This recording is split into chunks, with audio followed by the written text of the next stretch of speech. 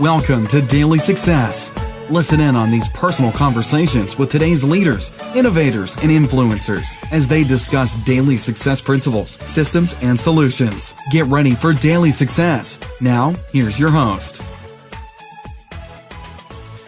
Hi, this is Tammy Patzer, and I'm excited to introduce today's guest, Krista Callas. Krista left her private practice in craniosacral work and polarity therapy to pursue writing and to raise her son on a small farm in Colorado. When she met Guruji Mahendra Trivedi, founder of the Trivedi Effect, she immediately recognized the miraculous depth and transformative power of his work. For the past 8 years, she has received regular biofield energy transmissions and credits the Trivedi Effect for better health and vitality, as well as a renewed passion for the healing arts and a more profound ability to heal. Her healing abilities have been validated in rigorous scientific studies using both cell-based and mouse models. The results suggest that recipients of Krista's energy transmissions may experience such benefits as better overall health and the quality of life and increased abilities to absorb and assimilate vitamin D3. And today, Krista and I are going to be talking about the power of journaling. So I want to welcome you today, Krista. Welcome. Thanks, Tammy. It's good to be here. This is a really interesting topic because many people talk about journaling, and it's funny because I should actually journal more. I enjoy writing. I feel good when I write, but sometimes I actually think I don't because I'm afraid of what I'm going to reveal. And it's kind of interesting. So let's go ahead and dig right in. So can you tell me some of the benefits of journaling? Why should people really take a look at the practice of journaling? Sure. Yeah, it's funny how surprising it's surprising what can pop out the end of that pen. Some of the benefits of journaling are that it can ignite our creativity. It can increase our productivity. It can bring more mental clarity, solve complex problems, ease our emotional overload and stress. It can deepen our learning process. It definitely records our life, helps us to build discipline, especially when we're doing it more days of the week than not. It helps us clarify what our goals and our dreams are. It can increase our happiness, and really most profoundly that I've discovered is that it can cultivate our ability to witness ourselves. That's really interesting because all of those different things, I know that when I was a teenager, I was like this avid poet. I would write poetry, and normally it was all about this unrequited love. I had more crushes than I can even imagine. But I also did write and reflect on my life and different hopes and dreams. And like I said, today, sometimes I'm actually afraid to journal because, it's like, what might I reveal to myself? So I know also in business, journaling can be very productive too, because, who doesn't have their to-do list? That actually is a form of journaling, if you think about it, for productivity. So, I'm going to let you kind of guide us today on the direction, because there's so many directions we could take on this topic. So what would you like to focus on related to journaling? Yeah, sure. I love a good to-do list. I love a good spiral notebook and making lists and checking things off. There's outwardly focused writing or journaling, which can be about productivity lists, like brainstorming in a business capacity, or even like brainstorming for your goals. for moving forward. Like a lot of people do that at the new year.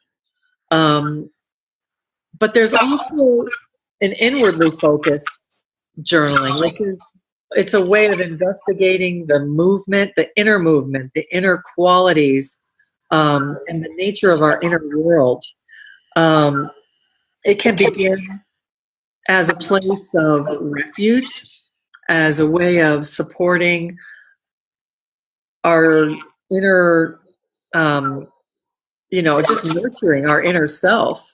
There's a great quote from Maya Angelou where she says, "There's no greater agony than bearing an untold story inside you."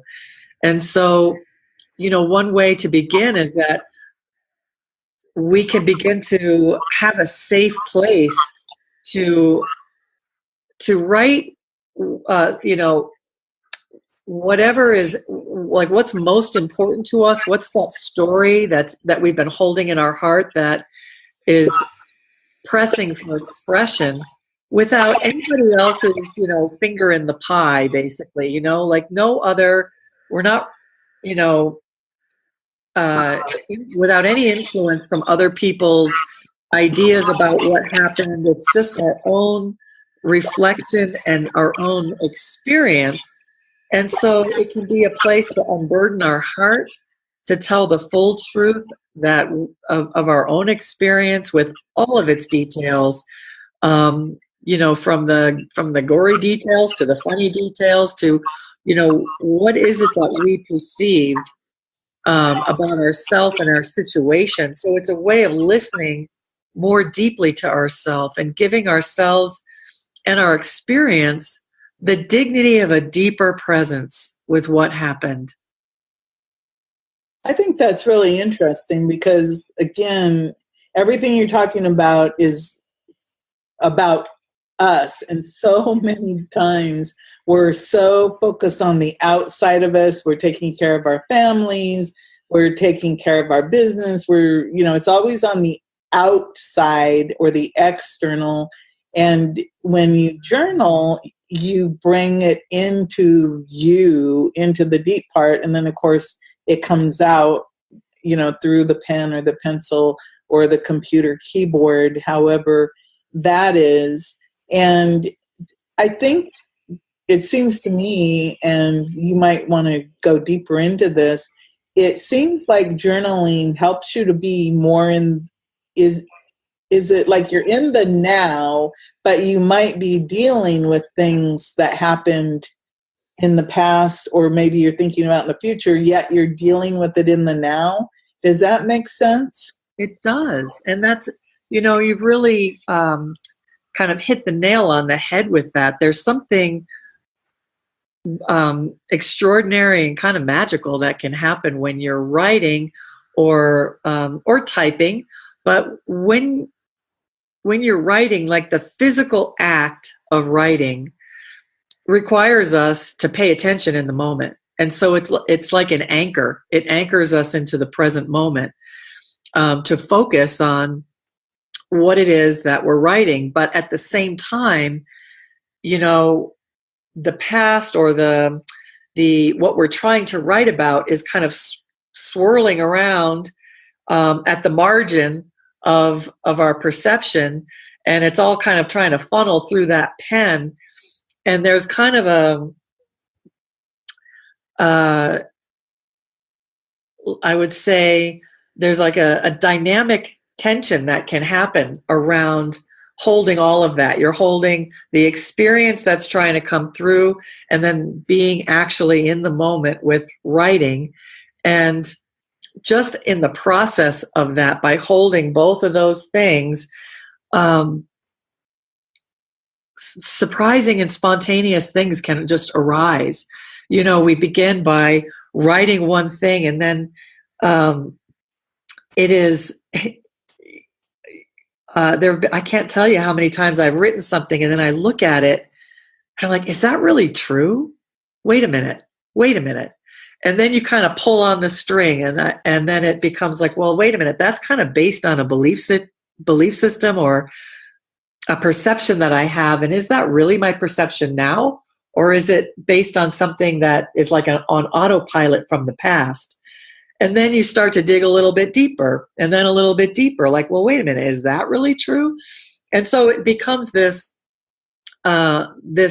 unlayering of the onion as you're kind of going down and going down.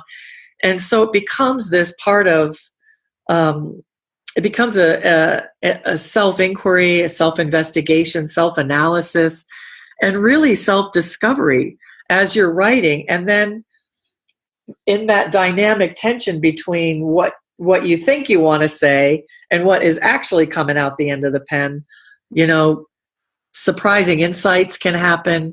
Things can kind of just pop out the end of that pen. And in doing that, we get to know ourselves better. We get to know our own voice. What's our true, authentic voice? Because I'll tell you, when you're writing, we all know when what comes out, it hits like a little, tin coin. Like, we know the sound of fake, and then that becomes a place of like, oh, those are shallow waters. What's underneath that? And so we get to recognize when what we're saying is what we wish was true versus what's really true. I think that's interesting because you're right.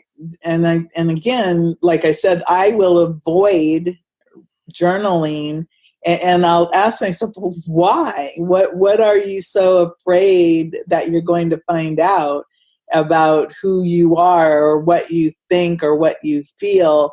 And sometimes it's like, well, what if?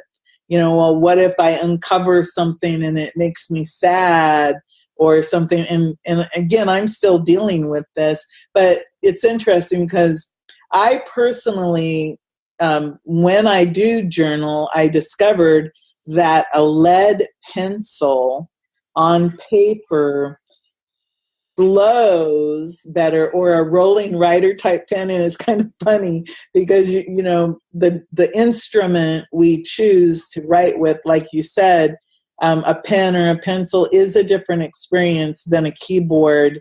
And I do think that you make a tighter brain connection when you use a pen or a pencil and paper versus an electronic device, or speaking it even, because sometimes, again, we edit ourselves.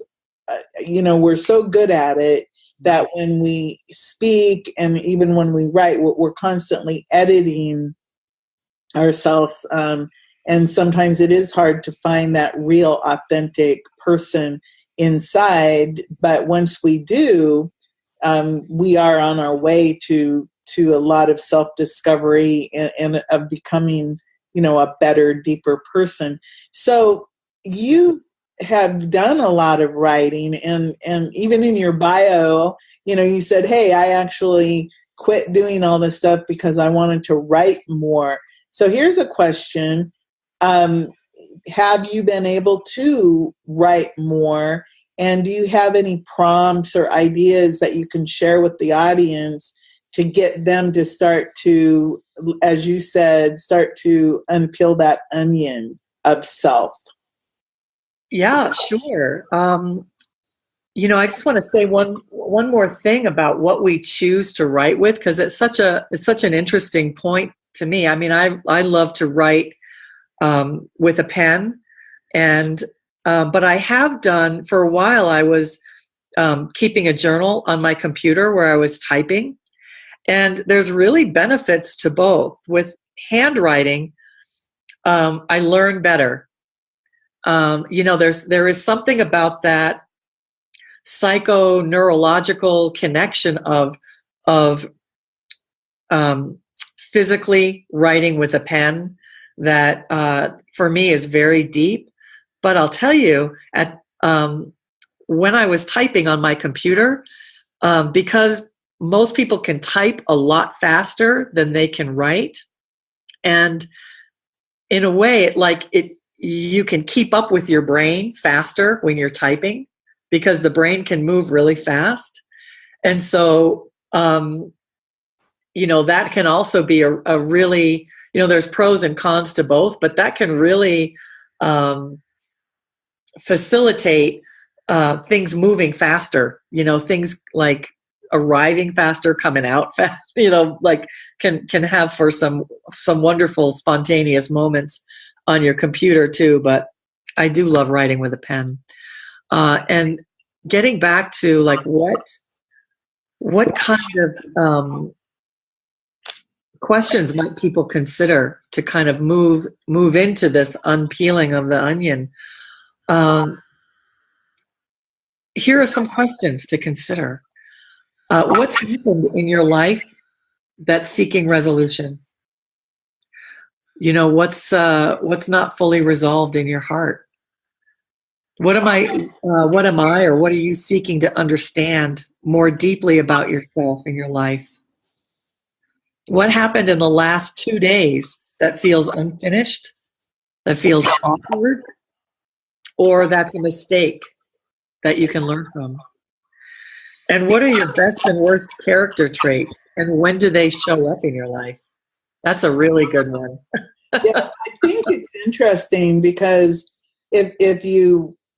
the truth is, how often do we actually stop in a day and reflect on what's going on and how we feel? Because our lives seem to be, we're on a treadmill, and even when, like if you're not doing something, I know that sometimes when I just want to stop and think, I'll feel guilty because it's like I'm supposed to be doing something.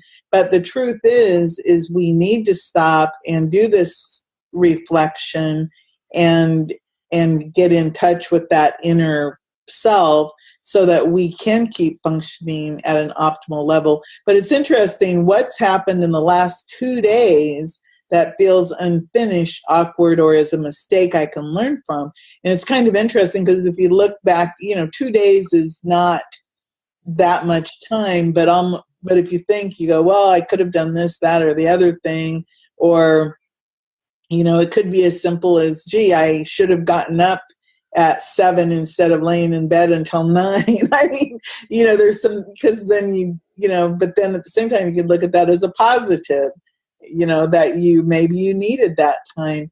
But it's interesting to ask yourself what best and worst character traits that you have and when do they show up in my life, because that is a reflection. And again, maybe those are questions I don't want to answer. That's why I don't want to journal. Because I know that I have bad character traits and I have good character traits. And sometimes, I'm tired. And I mean, I don't think I'm abnormal that, like everybody has these things. But I think that journaling, the way that you've described it, can actually be very useful in helping you. And besides the computer, you can type into a computer, you can use a pen and paper, you use pencil and paper. Do you have any other, how some people, they like to have, notebooks or blank books. Is there any tools that you think will help people with their journaling? And what about voice journaling? Have you ever done that? And what do you think about the value of that? I have never done voice journaling. That's an interesting concept. I think for me, I like to play with, there's something about having the written word that it captures an essence. And certainly in voice journaling, you're going to capture the emotion in your voice. You're going to capture, the sound and the quality and the kind of the rawness of the moment, for sure. And so, that could very definitely be a way of self-investigation as well, for sure. Yeah. I hadn't even considered doing the voice. Voice recording. I'll tell you how come that even comes to mind, because I have written journal prompts and published them on Kindle. Well, think about it. if your Kindle is not a device that you write in. And so when I wrote them, I said, well, what can I, say about this? So I said, well, you could always, write in a journal using the prompts, or you could record, use my prompts I gave you and record it, and that would be something different. And I think you're absolutely right in that the voice, you might hear that quality of emotion that maybe doesn't come through in the writing part. So that's actually kind of interesting. But we've talked about, writing, typing, speaking, and it's all about becoming real and becoming authentic. So I know you've written about this at KristaCallas.com. You have a blog about journaling. Do you have any other advice for people who want to use journaling on their journey?